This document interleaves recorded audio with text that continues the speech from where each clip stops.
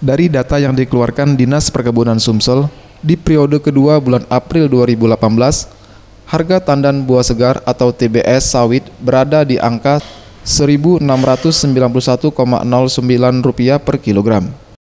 Angka tersebut mengalami peningkatan jika dibandingkan dengan periode pertama bulan April 2018 sebesar Rp1.678,69 per kilogramnya. Tidak hanya TBS yang mengalami kenaikan, harga CPO juga mengalami kenaikan. Di periode kedua bulan April 2018 berada di angka Rp7.912,69 per kilogram, dengan harga inti Rp5.864,95 per kilogramnya.